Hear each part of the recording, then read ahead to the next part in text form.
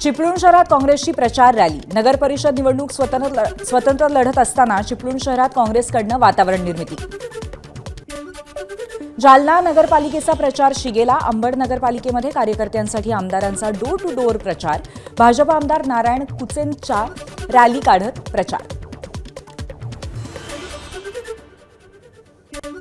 नाशिकच्या डोंगराळे प्रकरणातील आरोपीला न्यायालयीन कोठडी. आरोपी विजय खैरनारला 11 डिसेंबरपर्यंत न्यायालयीन कोठडी. चिमुकलीवरती अत्याचार करून केली होती हत्या. कांदळवनांचं पुनरुज्जीवन करण्यासाठी मिशन मॅनग्रोव्ह मोहीम. चेंबूरच्या छेडानगर परिसरातील 2.5 एकर परिसरामध्ये खारफुटीची लागवड. शिवसेनेचे माजी खासदार राहुल शेवाळे यांच्या हस्ते मोहिमेची सुरुवात. बाबासाहेबांच्या महापरिनिर्वाण दिनानिमित्त मध्य रेल्वेची विशेष तयारी. 5 आणि 6 डिसेंबरला विशेष 12 लोकल चालवणार. यापैकी 6 मध्य रेल्वेवरती तर 6 हार्बर रेल्वेवरती. महापरिनिर्वाण दिनानिमित्त राज्यभरातून मोठ्या संख्येने अनुयायी चैत्यभूमीवरती येत असल्यामुळे मध्य रेल्वे 15 अनारक्षित ट्रेन्स चालवणार. 4 ते 8 डिसेंबर दरम्यान नागपूर, अमरावती, कोल्हापूर, कलबुर्गी दरम्यान विशेष ट्रेन्स चालवल्या जातील.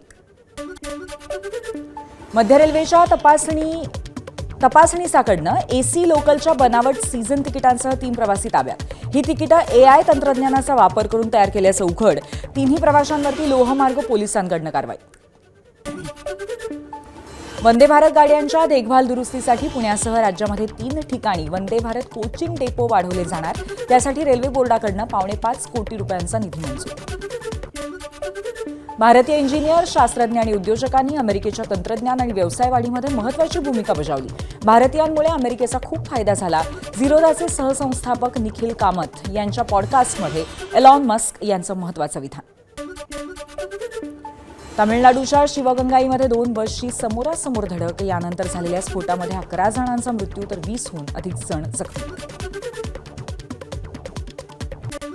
दित्वा वादळाने आतापर्यंत श्रीलंकेतील 334 नागरिकांचा मृत्यू. 370हून अधिक नागरिक बेपत्ता. तामिळनाडू आणि पुदुचेरीमध्ये मुसळधार पाऊस. तामिळनाडूमध्ये आतापर्यंत 3 नागरिकांचा मृत्यू तर चेन्नई विमानतळावरनं उड्डाण करणाऱ्या 47 विमानांचं उड्डाण रद्द. अमेरिकेच्या इंडियाना परिसरामध्ये जोरदार बर्फवृष्टी सुरू आहे. बर्फामुळे 100हून अधिक गाड्या एकमेकांवरती आदळल्या आहेत. अनेक गाड्या एकावर एक अशा स्थितीत आदळलेल्या दिसत आहेत. वरून जोरदार बर्फवृष्टी सुरू असताना अशाच परिस्थितीत पोलिसांकडनं आणि प्रशासनाकडनं रेस्क्यू ऑपरेशन सुरू आहे. एबीपी माझा, उघडा डोळे बघा नीट.